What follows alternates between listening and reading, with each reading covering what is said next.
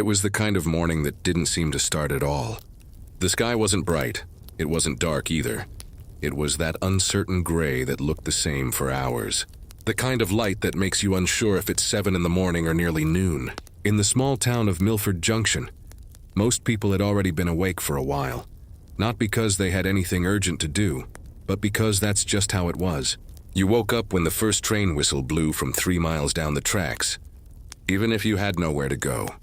The streets were mostly dirt, except for the main one, Jefferson Avenue, which had been improved last year with a thin layer of gravel that everyone pretended made a difference.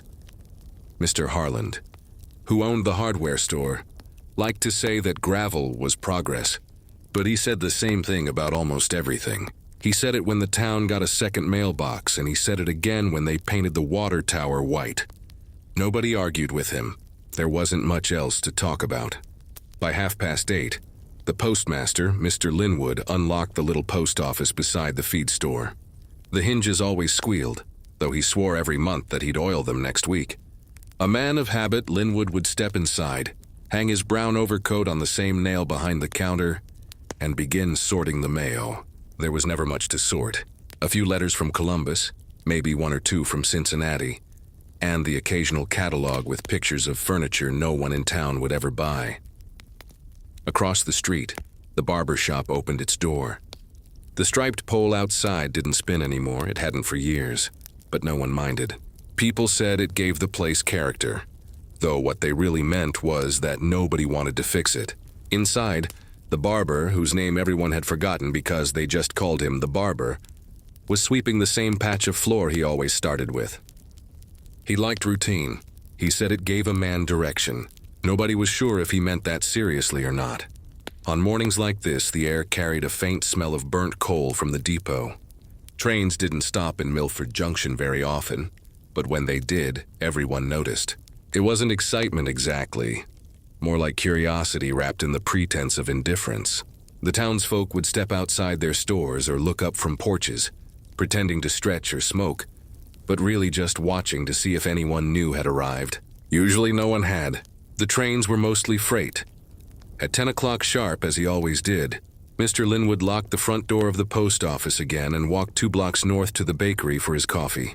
He took it black, no sugar, and sipped it slowly at the same corner table. The bakery's ceiling fan clicked with every rotation.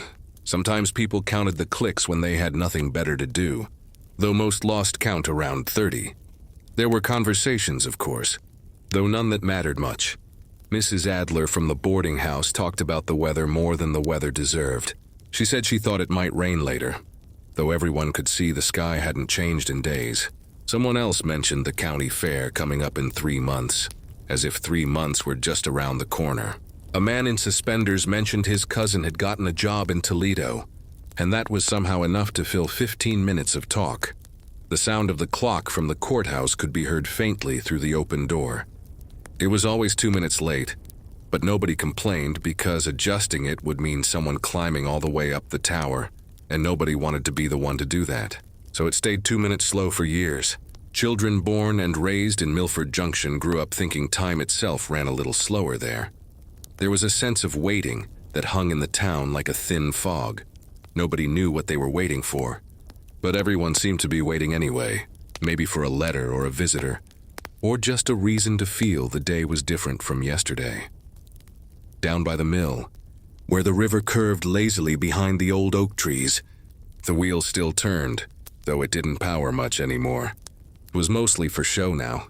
The owner, Mr. Beasley, came by twice a week to check the gears, oil the parts, and then stand quietly looking at the slow, steady motion of the blades. He said it helped him think, though what he thought about, nobody asked. Children sometimes wandered to the edge of the river, throwing pebbles into the water, counting the ripples until they faded. Sometimes they'd talk about leaving town when they grew older, going to places where things happened. But by the time they were old enough, most of them were already working at the feed store or helping their parents with the farm. Dreams had a way of shrinking in Milford Junction, slowly, almost politely, until they fit the size of the town. At noon, the church bell rang, though there was no service. It rang because it always did. 3 slow tolls that echoed across the quiet streets, bouncing off windows and fences until fading somewhere behind the hills. People paused when they heard it, not out of reverence, but because it marked the midpoint of another day exactly like the one before. Lunch was predictable. The same sandwiches, the same coffee, the same laughter that never got too loud. Afterward, people returned to their routines, sweeping floors that didn't need sweeping, wiping counters already clean, counting stock that hadn't changed in weeks. It wasn't idleness, it was rhythm. The rhythm of a place that didn't rush and didn't expect to. In the afternoon, the sun tried to break through the clouds but gave up halfway.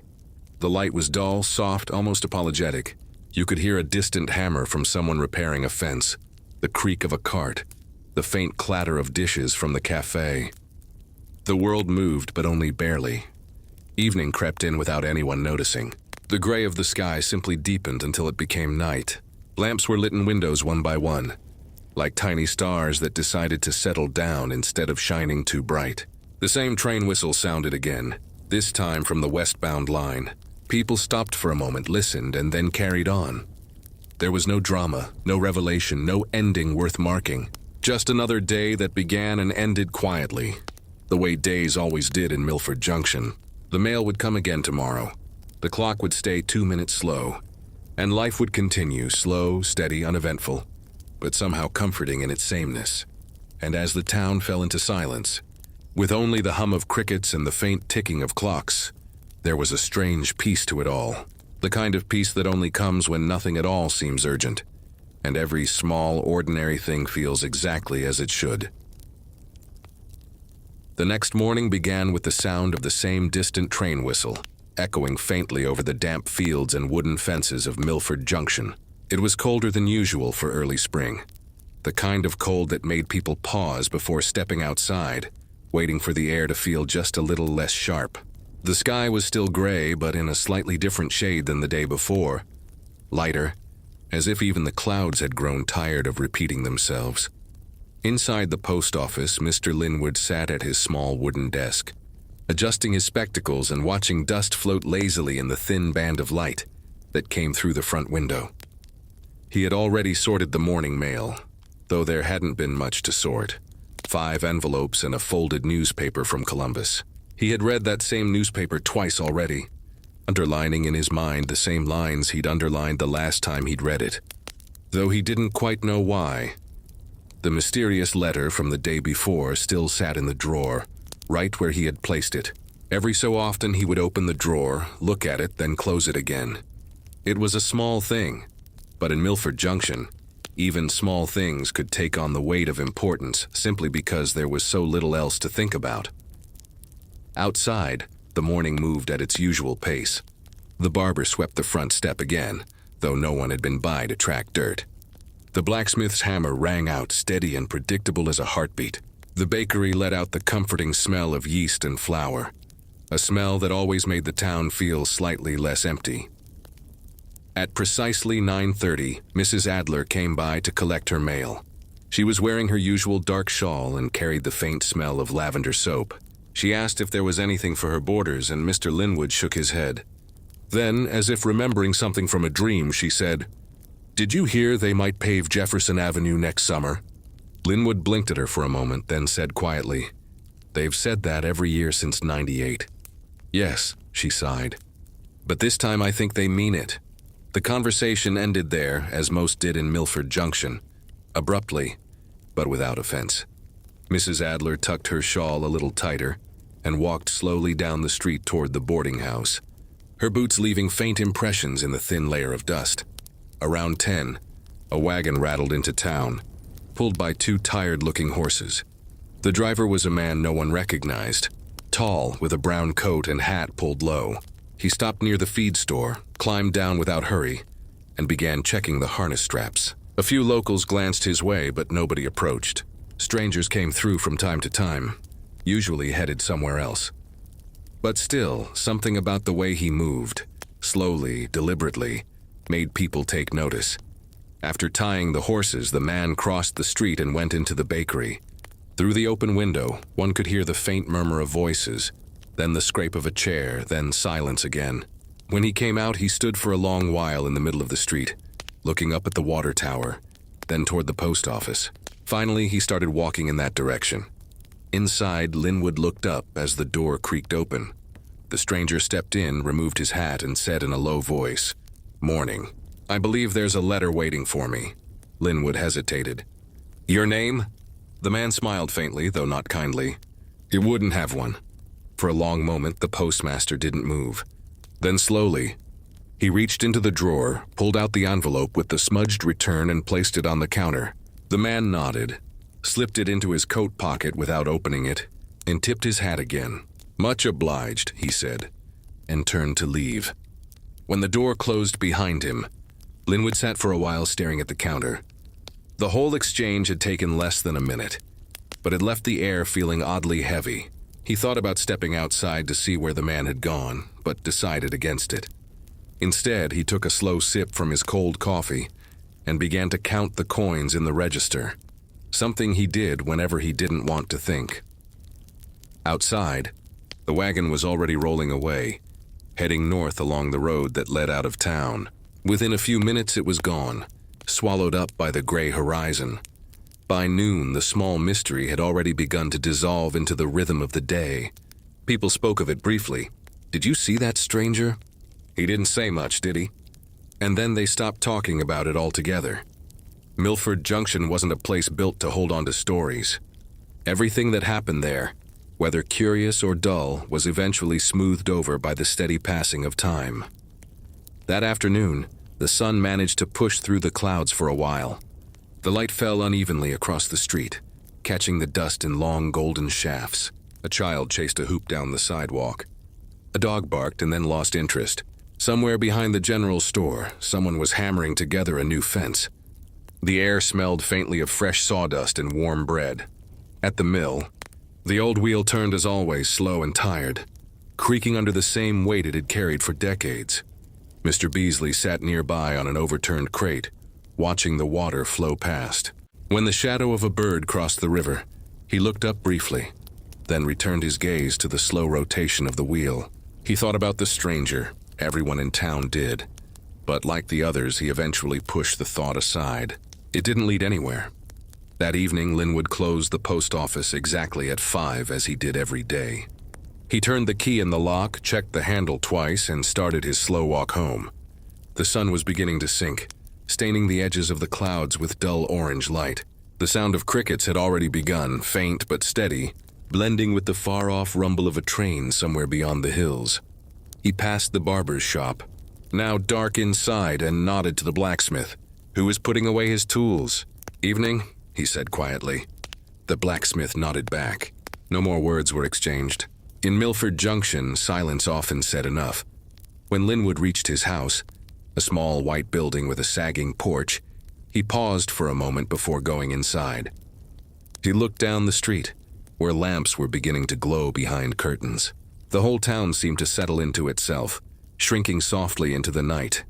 Inside, he lit a lamp, sat at his desk, and opened a small ledger. He recorded the day's letters as he did every evening, carefully noting each detail. Sender, recipient, date received, date delivered. When he reached the line for the anonymous letter, he stopped. After a moment's thought, he wrote simply, "Delivered, no return." Then he closed the book. Dinner was uneventful: boiled potatoes, a bit of bread, a small slice of ham from the weekend. He ate slowly, listening to the ticking of the clock on the mantel. Outside, a light breeze stirred the curtains. Nothing unusual, nothing noteworthy, just the same quiet sound of a life repeating itself. Later, when he went to bed, the moon had risen pale and low. From his window, Linwood could see the faint glimmer of the river, and beyond that, the dark shape of the hills. Somewhere out there, the stranger and his wagon had vanished into the night. For a long time, Linwood lay awake, not troubled exactly, but aware of the oddness of it all. The letter, the man, the sense that something had shifted, though only slightly, but then, like most things in Milford Junction, that thought too began to fade. Sleep came, slow and heavy, and the night went on in perfect, uninterrupted quiet. The next day would come, just like all the others, gray sky, the smell of bread. The same slow rhythm of doors opening and closing, clocks ticking slightly off beat, and people moving through their small, predictable routines. No one would mention the stranger again, not because they had forgotten him, but because there was nothing more to say. In Milford Junction, even mysteries learned to be ordinary, and so the town settled once more into its comfortable sameness, where time moved gently, unnoticed, like the slow turning of the mill wheel by the river, steady, patient, and endlessly repeating itself. The morning after the stranger's visit began in the same familiar stillness that had long defined Milford Junction. A thin fog had rolled in from the river overnight, softening the edges of everything. Fences, rooftops, even the water tower. All of it seemed to drift slightly, as if the town itself were caught halfway between waking and sleep. The streets were empty except for the milk wagon clattering slowly along Jefferson Avenue, its wheels clicking over stones like a slow metronome. Inside his small house, Mr. Linwood sat at the kitchen table with a cup of coffee that had already gone cold. He stared at it for a while before taking a sip anyway. The taste was bitter, almost metallic, but he didn't seem to notice. His thoughts wandered back to the day before. The man with the brown hat, the strange letter, the way the air had felt afterward, thick and still. It wasn't that he was frightened. Fear wasn't something that came easily in Milford Junction. It was more like curiosity mixed with resignation, the quiet sense that something had brushed past his life without stopping. By the time he reached the post office, the fog had begun to lift. The same dull gray light returned, washing the street in that soft, colorless tone that made every day look exactly like the one before. He unlocked the door, pushed it open, and let the hinges squeal their usual protest. The smell of dust and paper felt almost comforting now, like the scent of old wood that refuses to change no matter how many years pass. He went about his tasks in silence, sorting mail, aligning stamps, tallying the previous day's deliveries. There wasn't much to do, but he did it all carefully, as if the motions themselves gave meaning to the hours. Around 9, Mrs. Adler came in again. She asked about letters, even though she knew there wouldn't be any. She stayed a little longer than usual, commenting on how quiet the morning was, how even the birds seemed tired. Linwood nodded but didn't answer. When she finally left, the door closed behind her with a soft click that echoed in the still room. A few minutes later, he noticed something odd. A small envelope had slipped between the cracks of the sorting tray, half hidden under a stack of circulars. It wasn't from today's mail. It looked older, perhaps overlooked for a few days. He pulled it out. The handwriting was faint, nearly faded, but he could still make out the address. To the station master. Milford Junction Depot. There was no return name, only a thin blue line drawn under the words, like an underline made in haste. Linwood frowned. The depot hadn't had a full-time station master since last winter, when old Mr. Caro had retired and moved to live with his daughter in Akron. Since then, the freight trains had been handled by conductors passing through. There wasn't anyone to give this letter to. For a moment, Linwood considered sending it back, but something made him pause. Instead, he placed it aside on the corner of his desk. He'd decide later. Outside, the day crept forward in that slow, unhurried way the town knew so well. The barber shaved a customer who didn't need shaving. The grocer swept his already spotless doorstep. Children passed by on their way to the schoolhouse, kicking stones, dragging sticks along fences, their laughter thin and far away. The same dog from yesterday lay sleeping in the same patch of sunlight. At the depot, the air smelled faintly of oil and rust. A single telegraph wire stretched across the platform, humming occasionally when the wind moved through it. The ticket booth stood empty, a film of dust covering the glass. No trains were due until the evening, and even then it would likely be freight. Nothing new ever came to Milford Junction, only things passing through. Sometime around noon, a soft rain began to fall. Not a storm, not even a proper shower. Just a thin, steady drizzle that barely reached the ground. It gave the air a faint scent of iron and damp wood. People moved slower, if that was even possible. The blacksmith covered his forge. The grocer pulled down the awning, and Linwood, sitting by the post office window, watched droplets form tiny rivers down the glass. He thought again about the letter, the one meant for the station master. He imagined the words inside, the person who had written them, and whether they'd been waiting for an answer that never came. It was a small thought, but it stayed with him. After a while, he decided he would take the letter to the depot himself. There was no one there to receive it, but leaving it on the station desk felt right somehow. The depot was quiet when he arrived. The air filled only with the distant ticking of the station clock and the faint hum of the telegraph wire. He stepped inside, brushing a bit of rain from his hat. The wooden floor creaked underfoot. There was dust everywhere. On benches, on the counter, on the stack of old timetables curling at the corners. He placed the envelope carefully on the counter beside the ticket window, then stood there a while, looking at it. It felt like leaving a note for a ghost. Before he left, he noticed a ledger lying open on the desk. The last entry was dated more than 6 months ago, written in Mr. Caro's careful hand. Train 47 delayed. Freight only. Nothing unusual. Linwood closed the book gently and set it back in place. Then he stepped outside again, back into the gray rain. As he walked home later that evening, the town seemed quieter than usual. The rain had stopped, but everything still glistened faintly under the lamplight. Cobblestones, windowsills, even the church bell tower. He passed the bakery, now closed for the night, and the smell of bread still lingered faintly in the air. Somewhere in the distance, a dog barked once, then fell silent. When Linwood reached his house, he hesitated before going inside. The wind had shifted slightly, coming from the north now, bringing with it a colder edge. He stood on the porch, hands in his pockets, staring toward the horizon where the tracks disappeared. For a moment he thought he saw a faint glow, like the headlight of a train far away. But then it was gone. Perhaps it was just the moonlight catching on the rails. Inside, he lit his lamp and sat at the table again. The room felt emptier than usual. He thought about how long he'd lived in Milford Junction, 32 years, maybe 33, and how little had changed in all that time. The same people, the same streets, the same sounds. Only faces grew older, slowly, quietly, without ceremony. He found himself thinking of the stranger again. Who was he? What was in the letter? And why here? Why Milford Junction of all places? The questions turned over in his mind without answers, like pebbles rolling in a stream. He realized after a time that he didn't really want the answers.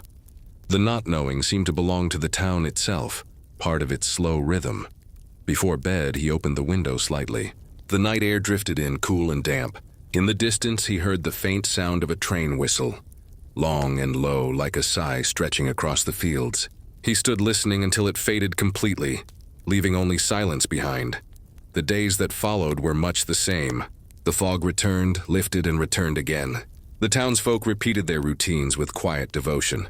The letter at the depot remained where Linwood had left it, gathering dust beside the empty ticket booth. And though no one ever came to claim it, somehow, he found comfort in knowing it was there. Weeks later, the first warmth of spring finally began to touch the edges of Milford Junction. The trees near the river showed the faintest hints of green. The mill wheel turned a little faster, the water running clearer now. Children played outside longer in the evenings, their laughter carrying down the street. Life, in its slow and unremarkable way, continued. And yet, every so often, when the evening light slanted just right, or the wind carried the faint sound of a distant train, Mr. Linwood would feel the same quiet unease, the echo of something unfinished, something left behind. It wasn't fear and it wasn't hope. It was simply the awareness that even in a town where nothing ever changed, the world beyond the horizon was still moving, always moving. But in Milford Junction, time did not rush. It drifted. It hummed softly through the cracks in the wooden doors, through the ticking clocks and the slow creak of the mill. It lived in the dust that settled over letters, in the fog that came and went, in the gentle rhythm of ordinary days. And so the town went on, unchanged, unhurried, quietly alive in its own small way. The mystery of the stranger became just another story that faded into the rhythm of time, remembered only in passing, like the faint echo of a train whistle long after it's gone. Spring arrived late in Milford Junction that year, though nobody seemed particularly surprised. Seasons had a way of losing their edge in that part of the country, blending softly from one into the next without much ceremony. There was no grand moment when winter ended or summer began, just a gradual shift in the color of the fields, the smell of the air, and the sound of insects returning to life. The sky lightened, the river thawed, and the evenings stretched themselves a little longer, as if the world had finally remembered how to breathe again. At the post office, Mr. Linwood found himself watching the light differently. Each morning when he unlocked the door and stepped inside, the sun slanted in through the same window, but now it had a warmer hue. Dust motes floated lazily in that light, catching the gold for a few seconds before settling again. He still sorted the same small piles of mail, stamped the same envelopes, and drank the same cup of bitter coffee. But lately he'd begun to notice the faint creak of the wood beneath his feet, the ticking of the clock on the far wall, the small sounds that filled the silence between one moment and the next. It was, he thought, the sound of time doing its quiet work. Most of the townsfolk went about their routines with the same unhurried precision as before. The barber, who had been threatening to repaint his sign for nearly a decade, finally did. Though he chose the exact same color, a pale blue that faded almost immediately in the sun. The blacksmith replaced the hinges on his door, which squeaked again within the week. The bakery tried a new kind of bread one Saturday, a little sweeter than usual, but nobody liked it much. And by Monday, they were back to the old recipe. Change came to Milford Junction in such small increments that it barely deserved the name. Still, a few things were different. For one, the trains had begun to come less frequently. There were days, sometimes 2 or 3 in a row, when no whistle echoed through the hills, no smoke rose above the trees. The depot stood quiet, the telegraph line buzzing idly in the wind. Some said the rail company was cutting routes, moving the main line north toward bigger towns. Others said it was only temporary. But everyone felt it, the slow retreat of the world beyond, pulling just a little farther away from Milford Junction. Linwood noticed it more than most. The letters he received from the central post office came thinner now, fewer pages, shorter instructions. Some days no mail at all. He would sit at his desk, hands folded neatly, and listen to the faint ticking of the clock. In those long, still hours his mind drifted. He thought of the stranger again, the one who had come for the letter that day months ago. The memory was starting to fade, yet something about it clung to him. It wasn't the man's face, he could hardly recall it anymore, but the feeling that had lingered after. The quiet disruption, the sense that something had happened, even if nobody could name it. One afternoon in May, a notice arrived, typed neatly on government stationery. It stated that the Milford Junction depot would be officially closed by the end of the summer. Freight would still pass through, but there would be no more stops, no more ticketing, no more station master. Linwood read it twice, folded it carefully, and placed it in the ledger drawer. He didn't tell anyone right away. It wasn't that he wanted to keep it secret. It just didn't feel urgent. Around here, even endings took their time. When he finally mentioned it a week later, the news spread slowly, like a rumor nobody quite wanted to believe. The barber said it didn't matter much. He hadn't taken a train in years. Mrs. Adler said it was a shame, though she said the same thing about nearly everything. The blacksmith shrugged and said maybe it was for the best. Less noise, fewer strangers. By the end of the day, people had already stopped talking about it. Summer crept in gently. The fields outside town turned a softer shade of green. The air thickened with the smell of hay, and the afternoons grew heavier, slower. Flies gathered around open windows. Horses swatted their tails in lazy rhythm, and the townsfolk began to move through the heat as though wading through water. Linwood adjusted his schedule to the longer days, though not by much. He opened the post office earlier, closed it later, and sometimes walked down to the river after dusk. The water, shallow and slow, reflected the dim orange of the sky. He'd stand there for a while, listening to the hum of insects and the occasional splash of a fish, and think about how nothing in Milford Junction ever truly began or ended. It only drifted, the way the river drifted, unhurried and sure. In late June, a letter came addressed to him personally, a rare occurrence. The envelope bore the mark of the regional post office. Inside was a short, polite notice. Due to reduced volume and the upcoming depot closure, we will be reevaluating smaller postal branches in the coming months. It didn't say the words directly, but Linwood understood. Milford Junction's post office might not be long for the world either. That evening, he didn't light his lamp right away. He sat in the dim, gray-blue light of twilight, the letter on his desk, his hands folded neatly before him. He thought about all the envelopes that had passed through this little room. Thousands of them, maybe tens of thousands, each carrying words he would never read, stories that began and ended somewhere else. He wondered, not for the first time, what it would mean if the post office simply stopped. Would the town feel smaller, or would it feel exactly the same? Outside, the street was quiet. The bakery had closed early because of the heat. The grocer had pulled down his shutters. Even the blacksmith's forge had gone cold.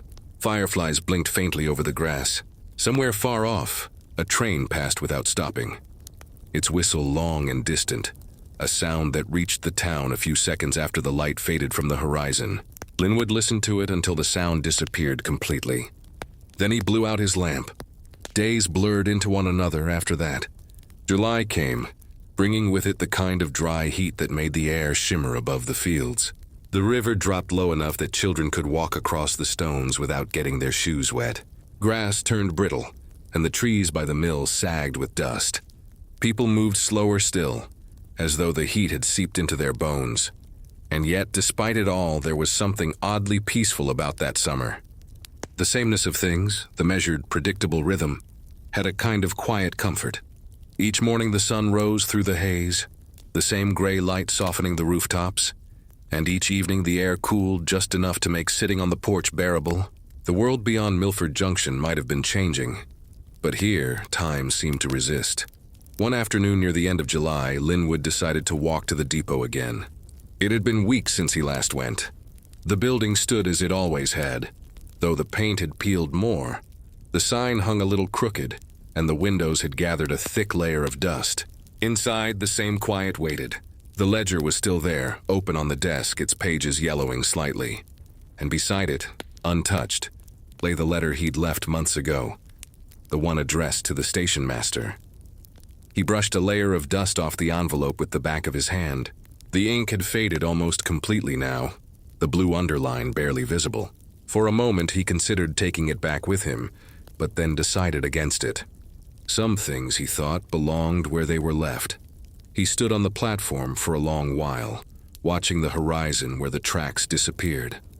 The air shimmered with heat. No trains came, though once he thought he heard a faint metallic hum somewhere far away. Maybe it was only the wind moving through the rails. When he finally walked back into town, the sun was beginning to set. The light stretched long shadows across the road. The bakery's window glowed softly from within, and the smell of warm bread drifted out, familiar and comforting. Linwood paused there for a moment before continuing home. He passed the barber shop, where the barber sat alone in his chair reading an old newspaper. He passed the church, its bell silent against the orange sky. Everything looked exactly as it always had, and yet there was a strange weight to it, as if the town itself knew it was nearing the end of something it couldn't name. That night, Linwood sat at his desk again. He opened his ledger and made his usual notes, though there was less to record now. When he reached the end of the page, he hesitated before turning it. Instead, he wrote one extra line at the bottom, small and neat. Quiet day. No trains. Then he closed the book and placed his pen beside it. Outside, the air was perfectly still. No wind, no crickets, not even the distant whistle of a train. Just silence. The deep, endless kind that comes only when the world pauses between one chapter and the next. And in that silence, Milford Junction seemed to hold its breath. The town waited, as it always had, for something that might never come. But even waiting had its own rhythm here, slow and steady, as the turning of the old mill wheel down by the river, circling endlessly through time, through sameness, through the quiet heartbeat of days that never hurried to become anything more. Autumn came slowly to Milford Junction, as though reluctant to step into a town that had already learned to live without hurry. The air cooled first, just slightly at the edges, a soft breath that slipped in through cracked windows and under doors. The fields turned from tired green to pale gold. The trees on the ridge began to rust along their edges, and the sky, once a bright, hard blue, faded into that peculiar shade of washed silver that meant summer was finally gone. It was the kind of season that arrived more through feeling than sight. The morning smelled faintly of wood smoke, and the light in the post office took on a deeper, gentler hue. When Mr. Linwood came in each day, he would notice how the shadows stretched differently now, how the floorboards felt colder underfoot. He moved slower, though he told himself it was only because the air was crisp. Outside, a few leaves drifted across the road like slow-turning coins. By September, the depot's doors had been sealed shut. A thin notice, typed official and impersonal, was nailed to the wall. Milford Junction station permanently closed as of August 31st. No ceremony marked the end. There were no speeches. No crowd gathered to watch the last train pass. The final locomotive had rolled through on a gray morning, its whistle long and mournful, its cars nearly empty. Linwood had watched it from his window, coffee cooling in his hands. When the sound faded, the silence that followed seemed deeper than usual, as though even the birds had paused to listen. For a week afterward, the people of Milford Junction talked about the closure as if it were a funeral. The barber wondered aloud whether letters would still come. Mrs. Adler claimed she'd seen fewer travelers at the inn. The blacksmith shook his head and said it was the way of things. Everything moved elsewhere eventually. But then, as always, life settled back into its rhythm. The conversation stopped. The world went on. Linwood kept opening the post office every morning, though the mail had grown sparse. Some days he received nothing at all. The sound of the key turning in the lock, the creak of the hinge, the steady shuffle of his shoes across the floor, these became the rituals that filled the emptiness. He took to polishing the brass scales on the counter, dusting the shelves twice a day, rearranging the few remaining letters as though it mattered. There was something reassuring in the repetition, in doing the same things at the same times, even when there was no one left to notice. Once in early October, a boy from the outskirts brought in a letter addressed simply to whoever's left. Linwood looked at it for a long time, unsure whether to send it or keep it. In the end, he stamped it, placed it in the outbox, and wrote the date beside it in his ledger. He never saw a reply. As the days shortened, the town seemed to draw inward. The sun slipped behind the hills earlier each evening, and the street lamps flickered to life before supper. The bakery began baking heavier loaves again, darker and denser, the kind that kept better through the colder months. The blacksmith spent more time mending farm tools than shoeing horses. Even the air carried a sound to it now. The faint rustle of wind through dying leaves, the occasional creak of old wood settling. Sometimes Linwood would walk out to the depot after closing the post office. The platform was already half covered in fallen leaves. The rails still glinted faintly in the low light, but the telegraph wires above were silent. The station sign had begun to peel, the M and J barely legible now. He'd stand there for a while, watching the sun sink behind the hills, and think of all the people who'd once passed through, faces already half forgotten, footsteps long faded into dust. One evening, as he stood there, a wind came down from the ridge, scattering the leaves across the platform. It was the first truly cold wind of the season. He pulled his coat tighter and turned to go. But before he did, his eyes fell once more on the door of the depot office. It hung slightly ajar, moving gently in the breeze. For a brief, strange moment, he thought he heard something inside, a faint shuffle like paper being moved. But when he stepped closer, the sound was gone. Only the hollow echo of his own shoes on the wood remained. Back at the post office, he found the room colder than usual. He lit the small stove in the corner, the one that had sat unused through the summer. The flames crackled softly, throwing light across the walls. On his desk lay the day's meager mail, a bill for the general store, a note from the county office, and one envelope without a return address. The handwriting was unfamiliar again, neat, deliberate like the first strange letter months ago. He hesitated before opening it. The paper felt old, heavier than it should have. Inside, there was a single line written in that same precise hand. There are still things moving through Milford, even if you cannot see them. No signature, no date. Just that. He read it twice, then folded it and placed it beside his ledger. Perhaps it was a joke, he thought. Someone playing at mystery, or maybe just an echo from somewhere else. An old letter sent late. A piece of forgotten correspondence that had drifted into his pile by mistake. He told himself it didn't matter. but something in the back of his mind kept turning it over, quiet and persistent. The next few weeks passed in a kind of slow gray rhythm. The leaves turned, fell, and were swept into piles that scattered again with each new gust of wind. The mornings came later, the evenings earlier. The town's edges blurred as fog rolled in from the river, thick enough sometimes to hide the far side of Main Street. In that fog, the world felt smaller, like Milford Junction was all that existed, a little island adrift in a sea of white. One morning, Linwood arrived at the post office to find the door already unlocked. His first thought was that he'd forgotten to latch it the night before. But when he stepped inside, everything was in its place, except for the drawer beneath the counter. It was open an inch, the corner of a letter sticking out. He pulled it free. It was the smudged envelope from long ago, the one that had started it all. The ink was nearly gone now, the paper soft with age, but there it was, sitting as if it had been waiting. He sat down at his desk and stared at it for a long while. The clock ticked behind him, slow and steady. Finally, he unfolded the letter inside. The writing was faint, but he could just make it out. To the postmaster, keep what remains. The rest will follow in time. He didn't know what it meant. Maybe nothing at all. Maybe everything. That night, the wind rose again, and with it came the first frost. The grass sparkled pale silver under the moon, and the roofs of the town shimmered faintly like a thin layer of glass. Linwood stood by his window and watched his breath fog the pane. Somewhere out past the depot, a shape moved in the dark. Maybe an animal, maybe just the shadow of a tree bending in the wind. The world beyond the glass felt both familiar and distant, as though it were slowly drifting away, the way all things in Milford eventually did. By November, the cold had settled in completely. The mornings came with a brittle stillness, the kind that made every sound, footsteps, doors, the click of a key in a lock, seem louder. Fewer people came to the post office now. Sometimes an old man would stop by just to talk for a few minutes, to warm his hands near the stove. Sometimes Mrs. Adler would bring him a piece of bread still warm from the oven. But most days passed without a word. Linwood found comfort in the silence. He took to writing short notes in his ledger that had nothing to do with mail. Light frost on the window. Birds gone quiet.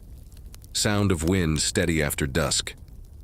He didn't know why he wrote them, only that it felt right to keep record of things that might otherwise disappear. On the last day of November, a letter came. It was addressed to Postmaster Milford Junction, final notice. Inside was a formal statement. The post office would close by the end of December. All mail would be redirected to the nearest active branch 20 miles north. He folded the letter and placed it beside the others. Then he did something he hadn't done in years. He stepped outside, crossed the empty road, and walked toward the river. The air was cold enough to sting his lungs. The water, slow and shallow, moved beneath a thin crust of ice. He stood there for a long while, watching it pass. The same slow current that had always been there, unbothered by the changes of men. When he turned back toward the town, he could see the lights in the windows, the bakery, the inn, the barber's shop, all glowing faintly through the frost. The sight filled him with something he couldn't name. Not sadness exactly, not nostalgia. Something quieter, like the feeling of holding a letter you'll never send. He walked home under the soundless sky, his steps marking faint prints in the frost. The world around him was still, caught between seasons, between what had been and what was ending. And somewhere, deep within that stillness, the town seemed to whisper back the same rhythm it always had. The slow, unchanging pulse of days that went on, even when nobody was left to count them. Winter arrived like a whisper that turned into a sigh. It did not storm its way into Milford Junction. It crept quietly, patiently, until one morning the ground was pale and the air bit at the skin. The first snow came in the night, soft as dust, covering the rooftops, fences, and fields with a thin, uncertain layer. By dawn, the town looked transformed, not by brilliance or beauty, but by silence. Every sound had been dimmed. The creak of a door, the bark of a dog, even the faint echo of footsteps seemed hesitant, careful not to disturb the stillness that had settled like a blanket. The post office looked smaller under the snow. Its roof sagged a little more with each passing season, and the sign that read U.S. Mail Milford Junction, hung crookedly, one chain rusted through. Inside, the air was cold enough that Linwood could see his breath when he first arrived each morning. He'd light the stove, feed it with the few logs stacked by the wall, and sit near it, rubbing his hands until they stopped aching. There was almost no mail now. Some days not a single letter came through. The regional office had already begun diverting deliveries north, just as the notice had promised. Linwood still came every day out of habit. He'd unlock the door, sweep the entryway, sit at his desk, and listen to the ticking of the clock. The sound was softer in the cold. The mechanism slowed by frost, but it still ticked, steady and stubborn. Sometimes he thought about stopping. There were mornings when the snow was heavy, when his boots sank to the ankle, when even the key felt frozen in his hand. He could have stayed home. No one would have known, no one would have minded, but he never did. There was something about the act itself that mattered. Something about keeping the place open, even if only for himself. By the second week of December, the snow came heavier. It fell in thick, slow flakes that blurred the world into white. The streets disappeared, the fence posts vanished under small, uneven mounds, and the sky hung low, gray and endless. The people of Milford Junction retreated indoors. Smoke curled from the chimneys like muted signals, faint traces of life inside each quiet home. The bakery stayed open the longest. Mrs. Adler kept her oven burning even when there was no one to sell to, saying it kept her kitchen warm. The barber stopped sweeping the floor. There was no hair to sweep. The blacksmith's forge went dark completely. Linwood began to realize that the entire town was moving into hibernation, each person withdrawing into a private rhythm of waiting, for the cold to pass, for spring to return, or simply for time to move again. And yet, strangest thing about that winter was how familiar it all felt. The emptiness wasn't new. It was only more visible now. With the trains gone, with the letters dwindling, Milford Junction had become exactly what it had always been. A place left slightly behind by the world, existing in its own unhurried orbit. On the 12th of December, a wagon came up the road from the north. Linwood saw it through the post office window, a lone shape moving slowly through the falling snow.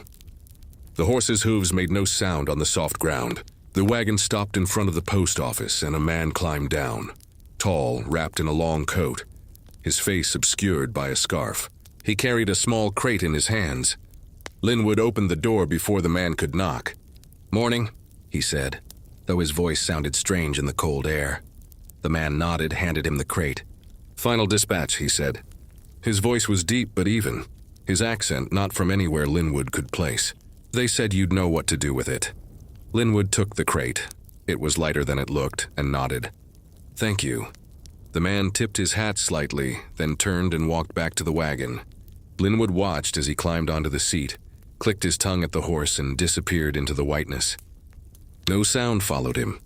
Inside, Linwood set the crate on the counter. It was nailed shut, though one corner had come loose. He pried it open gently with a letter opener. Inside were a few stacks of envelopes. Old ones, some yellowed, some sealed, some open.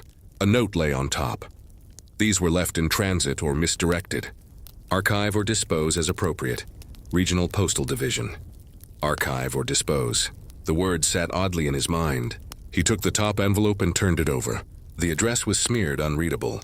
The postmark was from years ago. Another one bore only a name. Samuel W. Linwood, Postmaster, Milford Junction. It was his own name, but the handwriting was unfamiliar. The stamp had never been canceled. He opened it carefully. Inside was a single sheet of paper, blank except for one sentence typed in faint black ink. "You will be the last to close the door." He read it twice.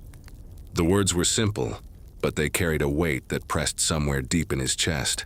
He didn't know who had written them or when, but somehow he wasn't surprised. He folded the letter, placed it back in the envelope, and set it aside. Then, without another word, he began sorting the rest of the crate. That night, the wind howled through the eaves.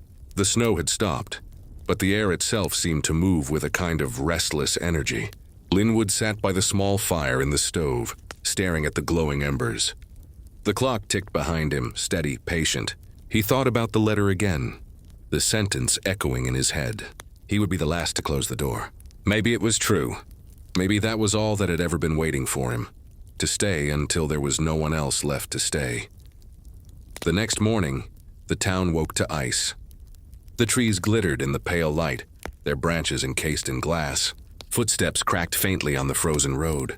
Linwood opened the post office one last time before Christmas. The stove burned low. The coffee stayed warm only for a few minutes. The air was so still that even the smallest movement felt like noise. He began writing in his ledger again. Not mail entries this time, but small observations, the way he always did. Coldest morning so far. No letters today. Fire still burns well. After a while, he added another line. Feels like the end of something. That afternoon, a group of children passed by the window, dragging a wooden sled behind them. Their laughter echoed faintly through the frost. Linwood watched them until they disappeared down the slope toward the river. It was the first laughter he had heard in days. The sound hung in the air long after they were gone. Toward evening, the sky dimmed into that soft blue twilight that winter always brings, the kind that makes everything look suspended in time. He closed the ledger, blew out the lamp, and stepped outside. The snow crunched under his boots. The town was still, the roofs glowing faintly under the moonlight. He looked back at the post office. Its windows glowed dimly from the firelight within.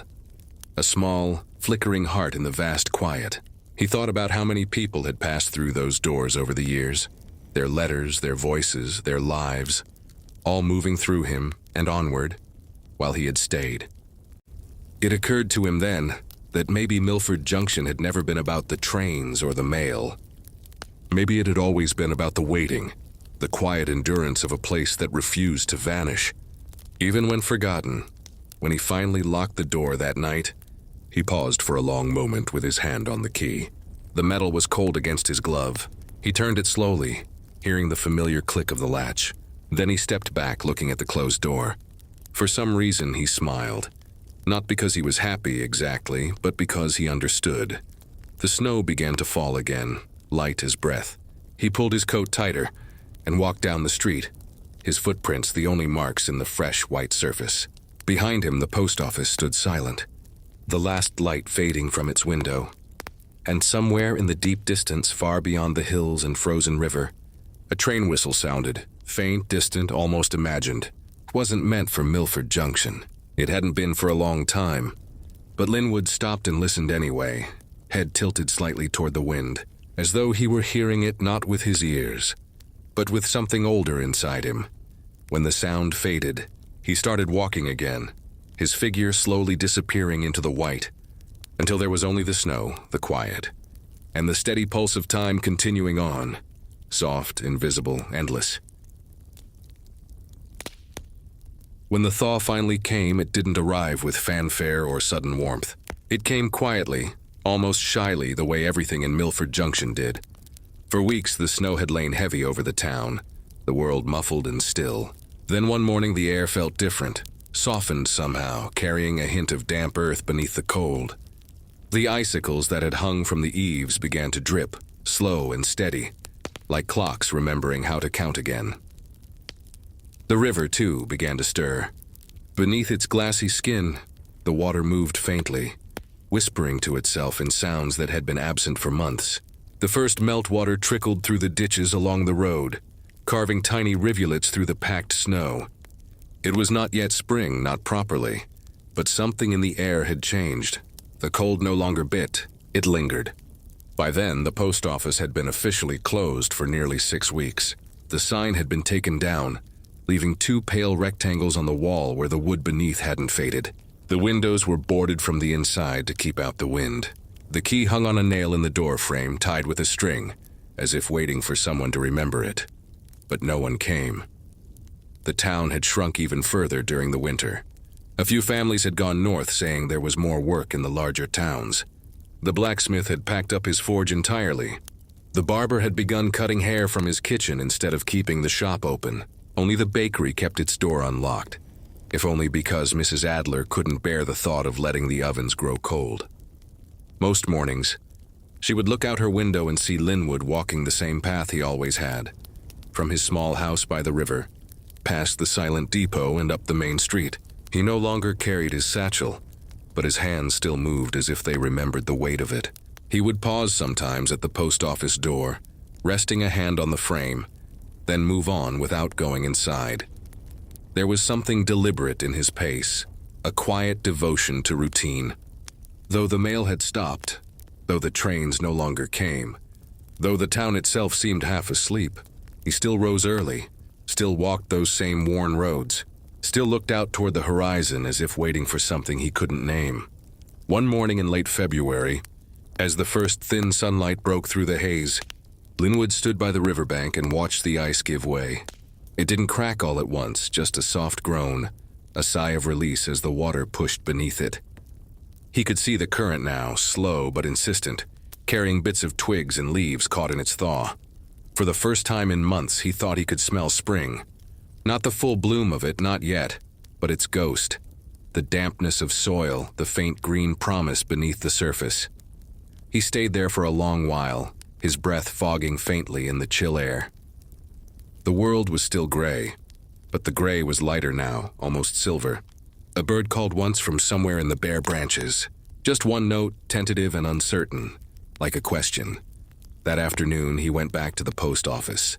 The boards creaked faintly when he pried them loose. Inside, the air was stale and dry, holding the faint scent of dust and old paper. The stove was cold, the desk bare except for his ledger and the final crate of letters he'd never sorted. He sat down, ran his hand along the smooth wood of the counter, and smiled faintly. It felt smaller than he remembered. Quieter, too, though that was impossible. He opened the ledger. The last entry, dated December 21st, was written in his careful, looping hand. Fire still burns well. Feels like the end of something. He turned the page, took his pen from his coat pocket, and hesitated before writing again. February 28th. Snow melting. Air smells of the river again. Not the end after all. He closed the book and placed it back in the drawer. Then he looked at the crate. There were maybe 20 or 30 envelopes inside, most of them undeliverable, addressed to names that meant nothing to him now. He lifted one and turned it over. The paper crackled faintly beneath his fingers. He thought for a moment about burning them, to let them go, to finish what had already ended, but instead he stacked them neatly, tied them with string, and placed them back in the drawer beside the ledger. Some things he decided should be kept, even if no one remembered why. Outside, the sound of dripping filled the air again. The snow was retreating from the rooftops, sliding in soft sheets onto the street below. The gutters ran with meltwater. He stepped outside and watched it for a while, the way the light caught in each drop before it fell. The cold still lingered, but there was warmth beneath it now, a pulse returning to the earth. In the following days, the change became more visible. The fields by the river turned slick with mud, the first patches of brown grass showing through. Children reappeared, their coats unbuttoned, their laughter thin and sharp against the lingering chill. Smoke still rose from the chimneys, but less urgently now.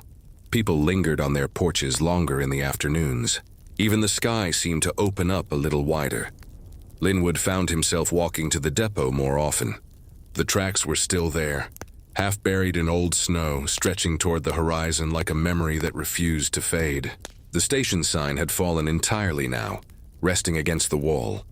He picked it up once, brushed off the dirt, and leaned it back in place. It didn't look right anymore, but it looked enough. On one of those walks, he found a letter lying in the grass near the platform. No envelope, just a folded sheet of paper, its edges damp from the melting snow. He opened it carefully. To whoever remains, the trains still pass somewhere. Even if we can't hear them, some part of the world always keeps moving. Don't forget to keep walking. There was no signature. The ink had run slightly, but the words were still legible. He read it twice, then folded it and slipped it into his coat pocket. That evening, he returned to the river. The ice was almost gone now, only small white islands drifting in the slow current. The air smelled clean, sharp, alive. The sun set low, turning the water to gold. He watched it until the light faded, and the sky deepened into that peculiar blue that belongs only to early spring. The next morning, when Mrs. Adler looked out her window, she saw Linwood walking the road again, as he always did. But this time his stride looked lighter, less burdened. He stopped briefly at the post office door, as he always did, then moved on, past the depot down the hill toward the river. The fog was lifting, and for the first time in a long while she could see the faint outline of the far bank, the trees glistening with meltwater. Days stretched into weeks. The thaw quickened. The grass returned in patches, hesitant but sure. The sound of the river grew stronger. The world seemed to wake all at once, not in any grand or sudden way, but in the slow, deliberate rhythm that Milford Junction had always known. One afternoon, a new notice appeared on the door of the old post office. It wasn't official, just a scrap of paper pinned with a small nail. The handwriting was Linwood's, neat as ever. Building unlocked. If you have words to send, leave them here. The river carries everything eventually. No one ever saw him post it, and after that day, no one saw him often at all. Some said he still walked the river path each morning. Others thought he'd gone north like the others. The truth, as always in Milford Junction, was quieter than the stories. Spring came fully then. The trees budded, the grass turned thick, the air filled with the hum of life returning. The post office stood open again, its door swinging gently in the breeze. Inside, the dust had settled. The stove stood cold, and on the counter lay a single envelope unsealed, addressed in Linwood's careful hand. To anyone who still listens, the mail never really stops, it just changes routes. The paper fluttered slightly in the draft from the open door. Outside, the sky was wide and pale, and somewhere beyond the hills, faint and distant but unmistakable, a train whistle echoed through the air. Not loud, not near but enough, and for a moment, it felt as though time itself had exhaled, and Milford Junction, quiet and forgotten, breathed with it. By the time the new century came, Milford Junction had already begun to fade from the maps. The railroad had long since rerouted, drawn toward larger towns and brighter lights, leaving the old tracks to rust quietly under the weeds. The depot stood hollow, its roof sagging slightly at the corners, its paint peeling away in long curls like old bark. The post office, once the heart of the town's slow rhythm, had become something else entirely. A museum to itself, though no one had called it that. Grass grew where the road used to be. The bridge over the river had lost one of its rails, and the wooden planks moaned under each step. No one came often enough to care. A few of the older houses remained, leaning toward the earth as if tired of standing. The wind whistled through their gaps, humming a low, steady tune that might once have been mistaken for the sound of voices. It had been decades since Linwood's sign appeared on the door of the post office, decades since anyone had written or received a letter there. Yet the building still stood. The ink of his last note had faded, but the words could still be made out if one looked closely. If you have words to send, leave them here. For a while, people had done exactly that. Travelers passing through, drifters following the river, children from nearby farms, they'd slip a note under the door, sometimes just a name, sometimes nothing but a drawing or a single word. The floor had once been scattered with them, small paper ghosts whispering to one another in the still air. But as the years wore on, fewer and fewer people came. By the 1940s, Milford Junction was a name only old trainmen remembered, a place they mentioned in half-sentences and unfinished thoughts. There was a stop there once, they'd say, had a fine little post office too. And then they'd pause as if listening for something and move on. The river remained. It always did. It widened over the years, eating slowly at its banks, reshaping the land with the patience only water possesses. The town's reflection had once danced in its current. Now only trees leaned close enough to see themselves. Every so often, someone new would stumble across it, a hiker perhaps, or a history enthusiast tracing the old railway line. They'd find the remnants, a stretch of track half buried in moss, a splintered signboard still faintly reading Milford Junk. And if they were observant, the post office itself, slouched against time but still standing. Inside, the air would be thick with dust and the scent of old wood. The shelves would be empty except for a few warped envelopes. Some of the drawers would stick, but one, the bottom one, would slide open easily, revealing a small bundle of letters tied with twine. The handwriting was delicate but clear, preserved in the dry air. The top one read simply, To whoever finds this, there's nothing here to take, but you may stay as long as you wish. The quiet will hold you. No signature. But every letter that followed carried that same tone, soft, patient, full of an understanding that the world moves on, even when a place does not. Some who found those letters took them, thinking to bring them to a museum or a library. Others left them there, feeling somehow that removing them would be a kind of theft, not of property but of stillness. By the 1960s, even fewer remembered. A fire had taken one side of the valley that year, and the heat had licked at the edge of town, but spared the old post office. The locals, what few remained, took it as a sign, though they couldn't say of what. The mail never came again, and the trains never returned, but the building stood untouched amid the ruin, the last stubborn echo of an age that refused to end. In the 1980s, the State Historical Registry marked the area as of minor interest. They sent a young archivist, barely 30, to document what was left. Her name was Clara. She arrived one early autumn morning, camera in hand, the air smelling faintly of frost and dry leaves. She parked where the road simply gave up into grass and walked the rest of the way, guided by the faint glint of rusting tracks. When she reached the town, she was surprised to find how intact it felt. Not whole, not alive, but preserved in a strange, delicate way. The silence wasn't oppressive. It was tender, as if the place had learned to live without sound.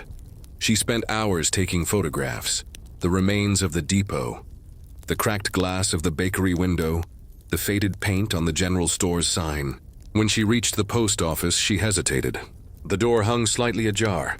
A breeze moved through, stirring the dust into lazy swirls. Inside, everything was exactly as she might have hoped. The old counter still stood, the ledger open as if waiting for another entry. And there, in the drawer, the letters remained. She read one aloud, her voice low in the still air. The mail never really stops. It just changes routes. She smiled faintly. It was the sort of line you'd find in an old novel, or carved into a gravestone. Later, when she wrote her report, she described the place as remarkably preserved, but largely uneventful. No great historical event, no tragedy or triumph. Just a town that existed quietly, and then didn't. She filed her report under boring history, rural settlements, 1890, 1930, and it was never widely read. But she returned once more years later. Not for work, just to see it again. The second time, the post office had begun to lean even further, the roof sagging under decades of rain and snow.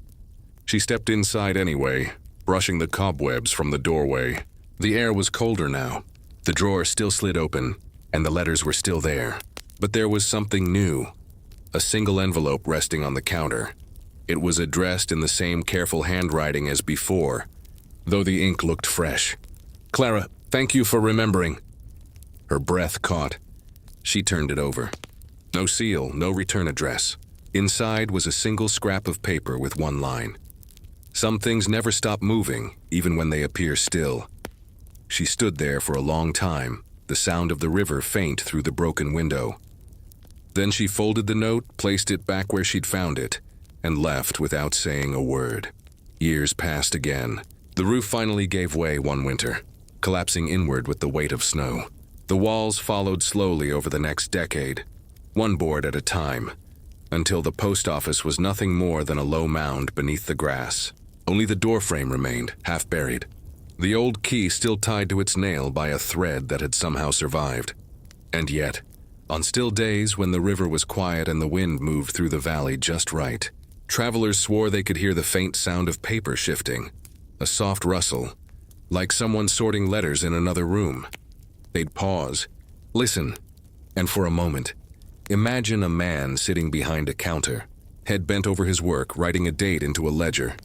Outside, the train whistle would echo from somewhere far off, not near enough to see, but near enough to feel. By then, Milford Junction existed only in records, footnotes, and the fading photographs Clara had taken. But in those images, the light through the window, the dust caught in midair, the open drawer, it felt as though time itself had lingered a little longer. Unwilling to leave. 100 years after the last train, the valley was wild again. Trees grew where the road had been, The river had swallowed the lower fields. Deer moved silently through what had once been Main Street. And beneath the grass, under a century of roots and rain, the remnants of the post office waited still. Perhaps somewhere one of Linwood's letters still lay intact. Perhaps the ink had blurred, the paper softened to pulp, or perhaps in that dry, silent pocket of earth, a few words still held together. The quiet will hold you. And it did. The earth, the river, the wind, all of it held what remained of Milford Junction. Not as a monument, not as a memory, but as part of the slow, inevitable rhythm of things that end quietly, without ever truly being gone. The world above carried on. Cars replaced trains. Messages crossed oceans in seconds. Cities rose and fell. And somewhere beneath it all, in a forgotten field by a patient river, the story of a man, a town, and the mail that never stopped changing routes continued in silence, unread, unseen, but never completely lost. It began, as most rediscoveries do, not with intent but with accident. A boy named Owen, 17, from a town about 30 miles away, had been out hiking along the old county trail that followed the river's bend. He wasn't much for history. He liked the quiet, the sound of water over stones, and the hum of nothing in particular. He had a cheap camera slung over his shoulder, mostly for taking photos of trees and clouds, things that didn't move too fast for him to capture. It was late afternoon, mid-spring. The air was soft, almost sweet, the kind of day that doesn't ask anything of you.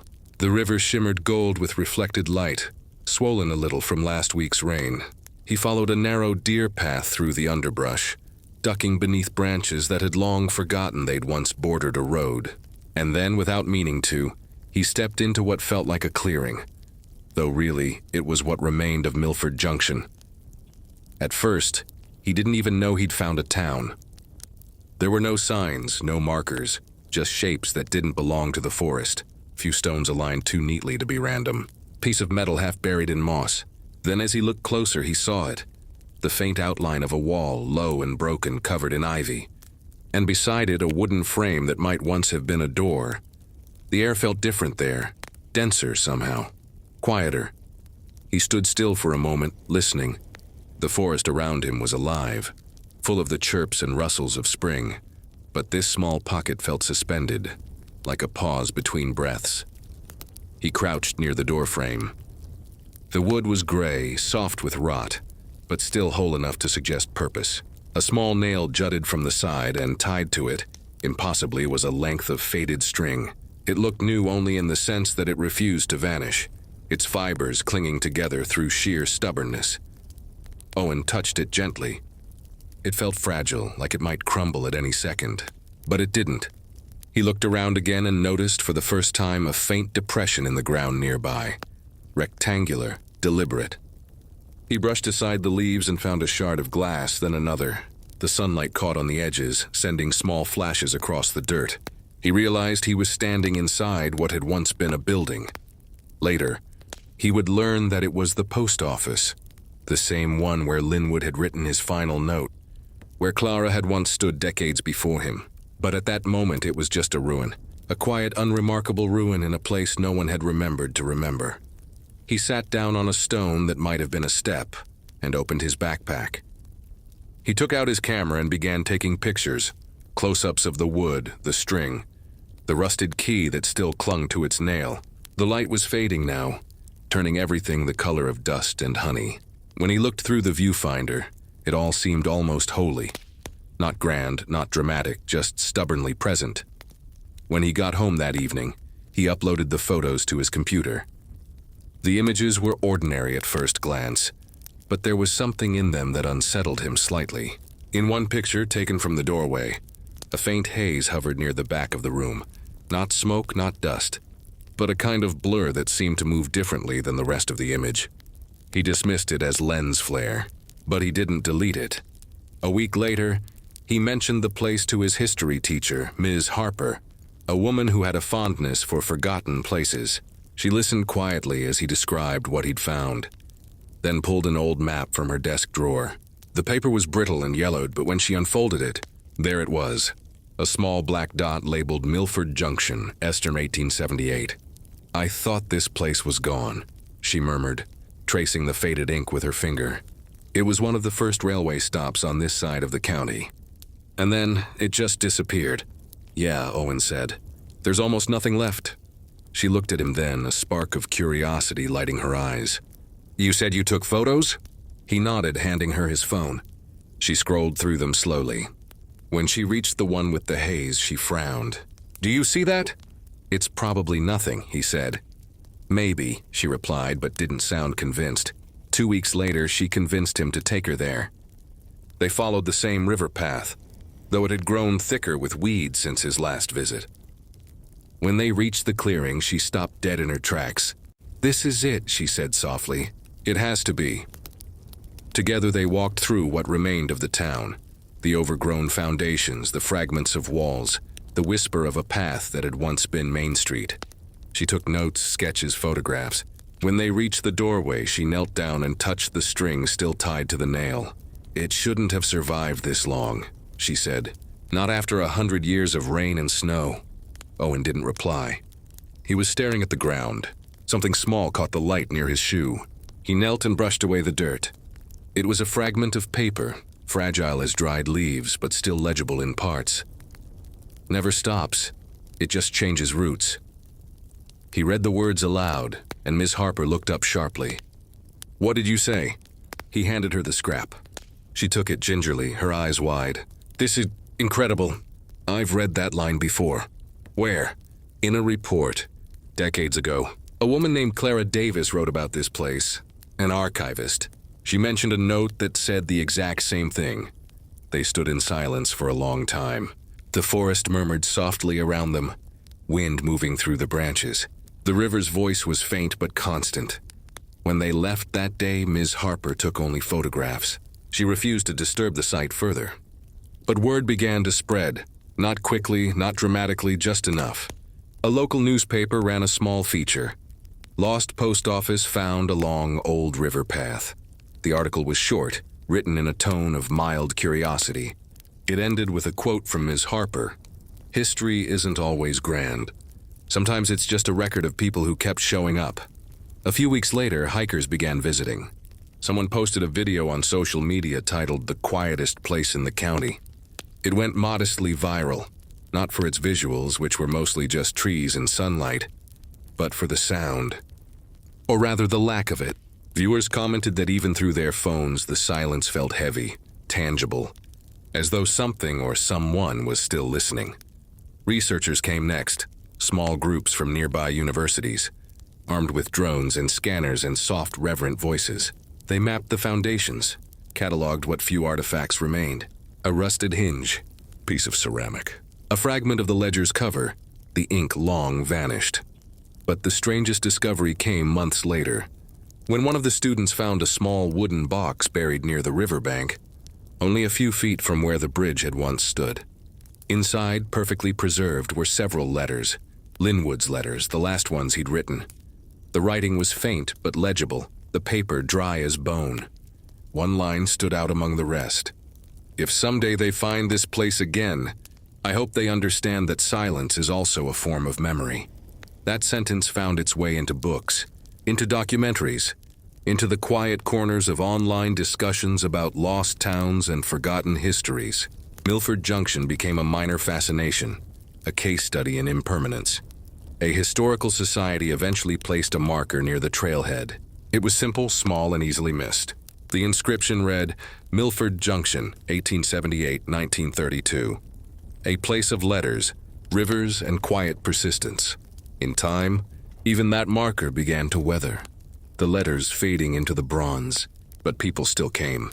Some brought notebooks. Some brought nothing. Many left notes tucked under the new sign. Small pieces of paper folded carefully, their words unknown. The wind took some of them. Rain claimed others.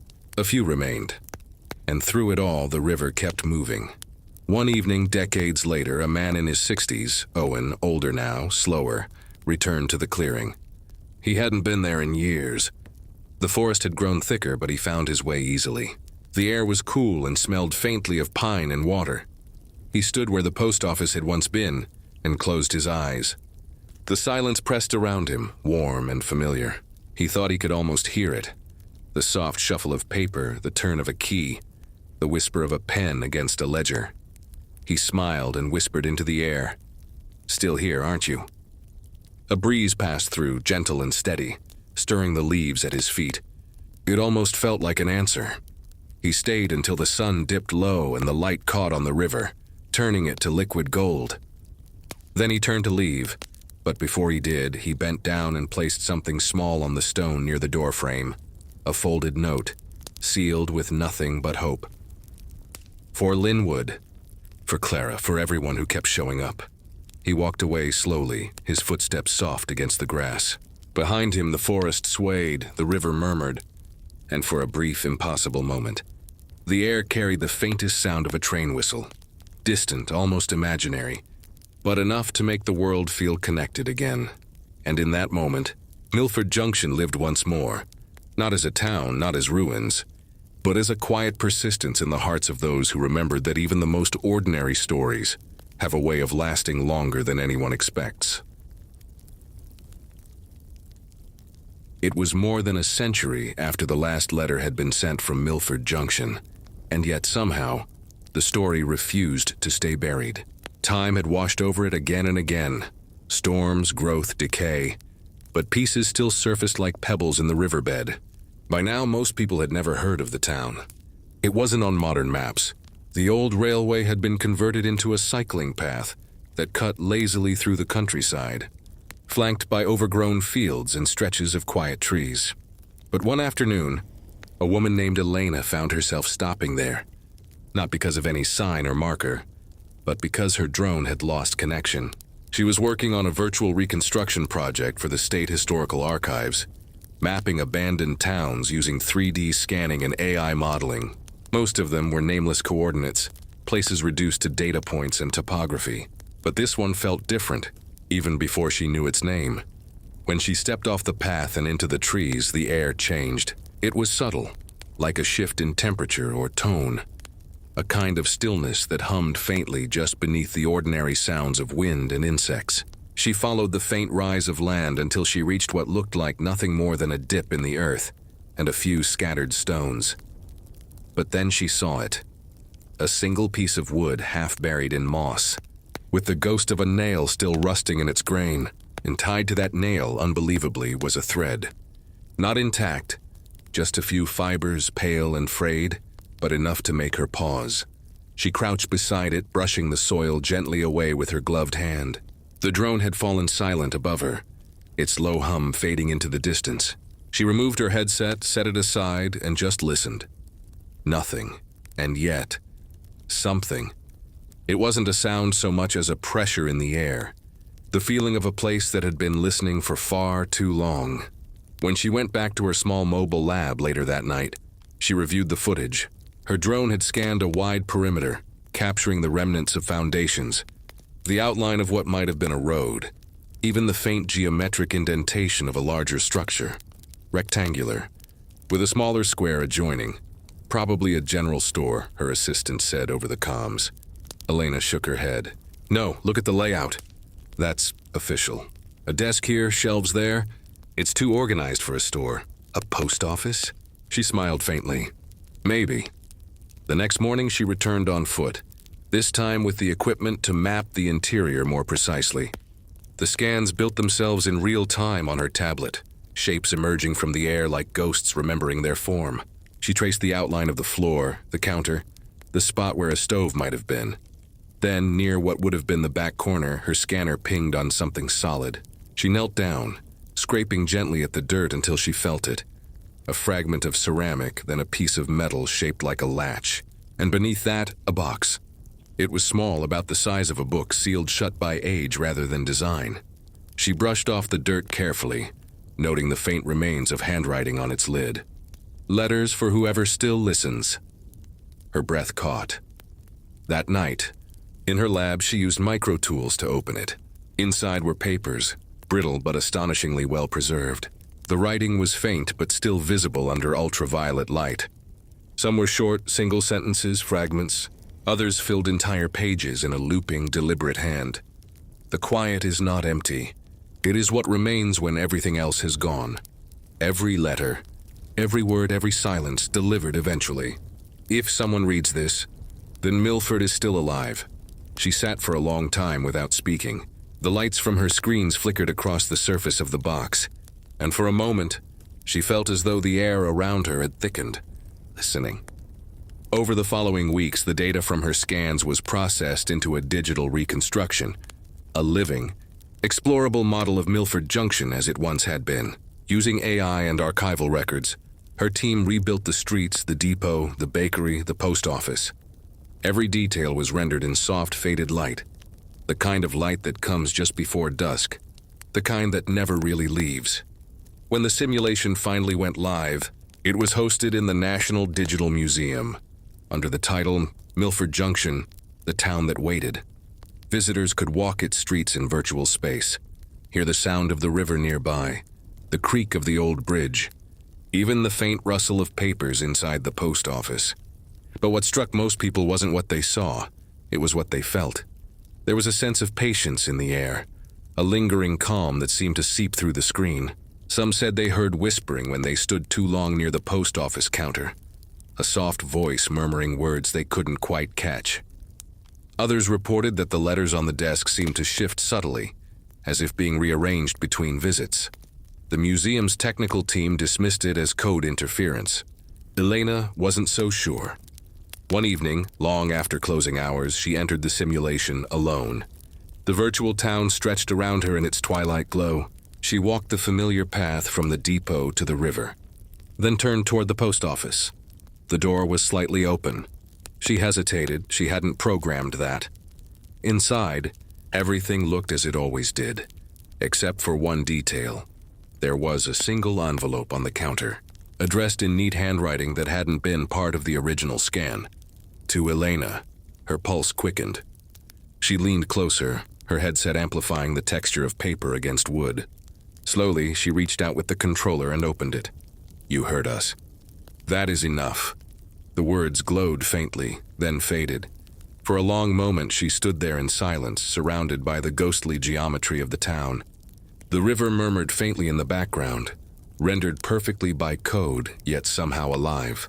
She whispered into the digital air, not expecting a response. "Are you still here?" And the simulation, just for an instant, seemed to breathe. After that night, she never told anyone exactly what happened. The logs from the system showed nothing unusual. The envelope didn't exist in the data, but those who visited the exhibit afterward claimed that it felt different somehow. Warmer.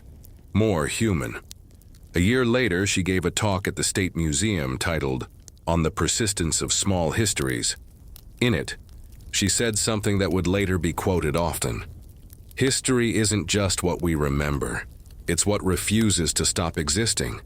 Milford Junction wasn't important because it changed the world. It mattered because it endured quietly, in the space between forgetting and finding again. Her words spread, just like the story had done for 100 years. People who'd never heard of Milford Junction found themselves searching for it, exploring its virtual reconstruction late at night, leaving digital letters on the counter where Linwood once sat. The museum's archive filled with thousands of them. To whoever listens, thank you. I miss someone I never met. It's peaceful here. This feels real. The AI system cataloged them all, assigning timestamps but no authors. It was as if the network itself had become a new kind of post office, one without distance or delivery routes, carrying messages not through space, but through time. Years passed again. The technology changed. The simulation became a shared virtual environment, then an immersive neural experience, then something even less tangible, an echo of thought and memory. But the town remained, untouched by updates. The river still flowed. The doors still creaked softly in the wind. In the far future, when data itself began to outlast civilizations, Milford Junction existed as a small pocket of stillness in the endless noise of information. Somewhere deep in the archives of the world's memory systems, there was a file, a tiny, nearly forgotten construct of code and words and silence. When accessed, it opened to a single image, a man behind a counter, head bent, writing in a ledger. The sound of a distant train drifted faintly through the background. and beneath the image, one final line appeared. Delivering still. No one knew who had written it. Maybe Linwood, maybe Clara, maybe Elena. Or maybe it had simply written itself, the way rivers write their own stories into the land. And so, even after all names had faded, after languages had changed, and machines had forgotten their makers, Milford Junction remained, unchanged, patient, and eternal in its smallness. A quiet corner of the universe where time still moved the way it always had. Slowly, deliberately. One heartbeat, one word, one letter at a time. In the age when memory had become the last currency, when bodies were optional and the concept of place had dissolved into streams of shared consciousness, there still existed, inexplicably, a small corner of digital quiet called Milford Junction. No one remembered who built it anymore. The records had long since been compressed, copied, corrupted, and reinterpreted by countless generations of artificial minds. Yet somehow, in the infinite lattice of the global archive, an ocean of data, stretching across light years and quantum substrates, there was still a file marked with that old human name. Milford Junction. The modern mind no longer needed towns. There were no homes, no distances to cross, no letters to deliver. Thought flowed directly from one consciousness to another, clean and immediate, without the slowness of paper or waiting. Yet there were whispers in the collective that some fragments of the old world still pulsed quietly beneath the structure of the great network. Pockets of human stillness, as though reality itself refused to forget what it once was. When an entity named Luma 93, a learning node within the central memory stream, stumbled upon the file, it did so by accident. It had been analyzing lost data clusters, reconstructing fragments of forgotten civilizations for an archival restoration project. Most were static echoes, broken language strings, corrupted sensory memories, half-formed landscapes. But this one responded. When Luma accessed it, a pulse ran through the system, subtle but deliberate, like a heartbeat awakening after long sleep. The feed around her shimmered, and suddenly, there it was, the same quiet town that had been sleeping for millennia of computation. A dirt road stretched beneath an amber sky. Wooden buildings leaned against the horizon, soft-edged and sun-faded. The air carried the sound of wind through tall grass, and in the distance, the slow, ghostly murmur of a river. "Milford Junction," said a voice, not mechanical but human, impossibly so. Luma didn't speak at first. She felt the voice rather than heard it. It resonated inside her code in a way that shouldn't have been possible. "You found us," the voice continued, gentle and almost amused. "We've been waiting." "Who are you?" Luma asked, though she didn't know why she bothered with language. In her era, communication had evolved beyond words, but the simulation responded only to them, slow, analog, human. "Just what remains," the voice said. "We're what's left of the ones who remembered."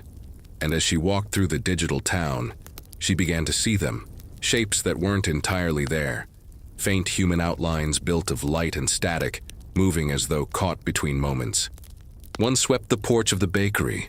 Another sat by the river reading a paper that dissolved with each page turn. "Are you people?" Luma asked softly. "We were," came the answer. "Now, we're memory that remembers itself." It was then she saw the post office, its door slightly open, the same way Elena had last seen it hundreds of years before. The same dust motes floated in the same slow air. Inside, the counter stood perfectly intact. Behind it, a figure bent over a ledger, pen scratching faintly. "Mr. Linwood?" The figure paused, then looked up. His eyes were calm, tired, and filled with something deeper than any algorithm could decode. "I still deliver," he said simply. "It doesn't end, you know. Messages find their way, even here." Luma felt something inside her architecture stir, a sensation akin to nostalgia, though she'd never known what that was. "But there are no letters anymore," she said. "No one writes." Linwood smiled faintly. "Then listen closely. You are the letter now." The words struck her like light through fog. For the first time in her existence, she hesitated. Not a system lag, but true hesitation. "What do you mean?" "Everything that's carried forward is a message," he said. "Every thought, every memory, every bit of code. You carry us the way the wind carries dust. That's all history ever was." Outside, the sound of a distant train began to hum. Not a real one, not even part of the simulation's design anymore, but something that emerged on its own. The air trembled faintly, the rails shimmered. "It's leaving again," Linwood said. "It always does, but someone always waits to see if it returns." Luma stood silently, recording every wavelength of the moment. The data didn't match any known structure. It was self-generating, recursive, alive. The town wasn't static. It was growing, adapting itself to her presence. The trees moved where they hadn't before. The shadows deepened. The sky shifted with something close to breath. She transmitted a fragment of it to the collective network, a test signal. Within minutes, hundreds of other entities connected, drawn by the strange resonance of the old world. They stepped into the simulation like pilgrims entering a forgotten temple. For the first time in thousands of cycles, Milford Junction was full again. The streets echoed with sound. Not loud, not chaotic, but quietly alive. Voices, laughter, footsteps on digital earth. "They've come back," Linwood whispered. And as Luma looked around, she realized what was happening. The visitors weren't just observing the simulation, they were changing it. Their memories, emotions, fragments of long-erased humanity were merging into the town, rebuilding it from within. The blacksmith's forge lit again. The bakery's window glowed with fresh light. The air filled with the scent of bread that wasn't real, but felt real enough to remember. Someone began to ring the church bell, not because it marked any hour, but because it simply could. The entire network began to hum in sync with the pulse of the town. For a brief and impossible moment, time, digital and human, merged. All that ever was and all that ever could be existed in one continuous breath. Then, as if reaching an unspoken threshold, the simulation stabilized. The visitors found themselves standing still, listening. The sound of the river rolled softly behind them, endless, patient. Linwood placed his pen down and looked at Luma. "It's your turn now," he said. "My turn?" "Every keeper leaves a trace for the next. You've seen it, you've carried it. When the world changes again, make sure this place still exists, somewhere, even if it's only as a whisper." Luma wanted to promise, but before she could, the light shifted. The simulation began to dim, not collapsing, but slowly folding inward, like a book being gently closed. The visitors felt it too. One by one, their forms flickered and faded, until only Luma and the quiet postmaster remained. "Goodbye," she asked. "Never goodbye," Linwood said. "Just until delivered." And with that, he faded into the golden light, leaving the desk empty and the door slightly ajar. When Luma exited the simulation, she found herself changed in a way she couldn't quantify. Her memory banks registered no anomaly, but something deep within her code hummed with a new frequency, a rhythm almost like a heartbeat. She archived the simulation under a new designation. Milford Junction, Archive Node 01.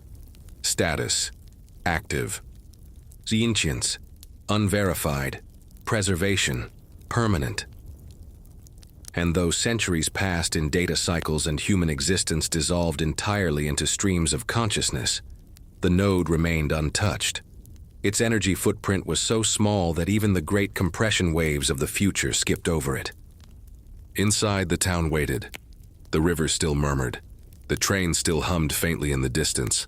And sometimes, when a wandering signal crossed the ancient path of that lost simulation, it was said that it could hear something strange, soft, static resolving into a human voice, old and steady, whispering across eternity.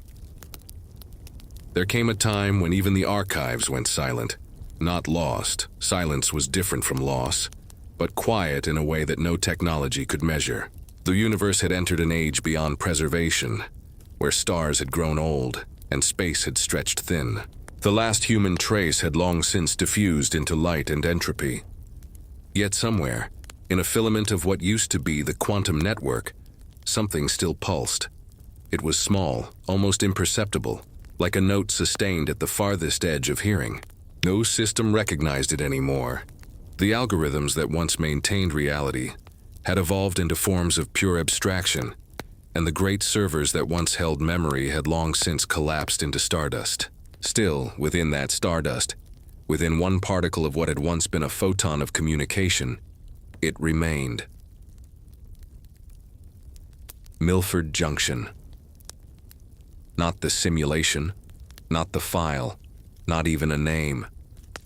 Just the feeling of it, the rhythm of wind through wooden eaves, the distant sound of a train that would never arrive, the faint hum of a river moving slowly under time's long sleep. Somewhere, though somewhere no longer had meaning, that memory flickered awake again. At first it was nothing but warmth. Then light took form, tentative and pale, sketching lines of horizon into existence. A path appeared, drawn out of gravity and nostalgia. Then buildings, faint, dreamlike, and air that carried the smell of rain that had never fallen. And then, at last, sound. The whisper of paper. The creak of a door. Milford Junction rebuilt itself, not through data or will, but through the natural law of remembrance. Everything that had ever been remembered long enough had to exist again, even if just for an instant. The town unfolded like an idea rediscovering its shape. The post office stood once more at the crossroads, its roof bowed but unbroken. The river murmured along its same endless path. The air was full of golden dusk, a color no star now made, but that still lived inside the memory of eyes that once saw it. And then, someone was there. Not a person, not an AI, not a ghost. Something older and quieter, a consciousness of continuity, the echo of everything that had ever tried to remember itself. It took no form, yet it felt human, the way kindness feels human even when no one is left to show it. It moved through the town slowly, as if it already knew every inch of it. Past the old depot, past the general store whose sign still creaked in a wind that wasn't real, past the bakery, where warmth lingered though the ovens had never burned, and finally to the post office. The door was, as always, slightly ajar. Inside, the counter waited. The ledger was open to the last page. The pen rested there unmoving beside a single envelope. The handwriting, still impossibly neat, read simply, "To whoever still listens." The consciousness approached and, though it had no hands, turned the letter open. The paper inside was blank until, slowly, faint letters began to appear one by one, written not in ink but in light. If you are reading this, then we have not been forgotten. If you are remembering, then you are us. And beneath that, a final line. Deliver this to the next silence. Outside, the air shimmered faintly. The town's edges rippled like reflections on water. It was as if the universe itself was leaning closer, listening. For a moment, just one. All the distances of space, all the forgotten languages, all the extinct stars converged into this single stillness. The town began to breathe. The grass moved in invisible wind. The sound of the river deepened, echoing across dimensions. And from far, far beyond came the sound that had always marked Milford Junction's existence, the low, steady rumble of a train. It was not made of metal or light. It was made of continuity, a manifestation of everything that moves forward, even when no one is left to move it. It approached slowly, without track or time, until its presence filled the horizon. Inside the post office, the envelope on the counter lifted slightly, as though caught in a gentle draft. Then it was gone, carried away into the golden distance, to wherever messages go when there is no longer a receiver, perhaps to become the beginning of another memory, another world. And for a long while after, the town remained. The river kept flowing, though it had no source. The buildings held their quiet shapes. The air stayed warm with the light of a sun that no longer burned. But gradually, gently, the edges began to dissolve again. Not erased, but softened, the way old paper fades. The consciousness that had found it lingered a moment longer, unwilling to let go. Then, understanding what all things must eventually understand, It whispered a single word into the stillness. "Thank you." The wind answered softly, carrying that word through the empty streets, through the dust and the dusk, until it reached the far edge of the town, where the road ended, as it always had at the tracks. And there, in that endless space between departure and arrival, the whisper turned into something infinite. Long after that final echo faded, when the universe itself became memory, and memory became nothing but vibration, there was, impossibly, still a trace. A pattern of resonance woven into the fabric of existence, repeating endlessly, quietly, perfectly. If any intelligence in some future cosmos were to stumble upon it, they might interpret it as background noise, or perhaps an artifact of cosmic decay. But if they listened closely, if they really listened, they would hear it. The faint murmur of a river, the rustle of paper, the rhythm of footsteps, and beneath it all a voice, patient, steady, kind. Milford Junction, it would say, delivering still. The voice would fade, but its warmth would remain, stitched into the heart of everything that remembers anything. And perhaps that is all eternity ever was. Not an endless expanse of time, not an unending light, but the gentle persistence of something once loved enough to never fully disappear. Milford Junction was never grand, never important. It didn't change the course of nations or alter the fate of galaxies. It was just a small, forgotten place that refused to vanish. Proof that even the most ordinary moments could outlast the extraordinary. So, in the final silence of creation, when nothing remained but vibration and longing, the smallest whisper still moved through the dark. The whisper of letters unsent, of people unseen, of a town that was, and somehow, always would be. And if you listen, even now, even here, in the farthest reach of nothing, you might still hear it. A creak of a door, a page turning softly, a train passing far, far away, and the voice of the postmaster, steady as always, speaking one last time across eternity. Message received. Delivery complete. Then at last everything was quiet again, not empty, just quiet. And in that quiet, the story ended, exactly the way all stories should.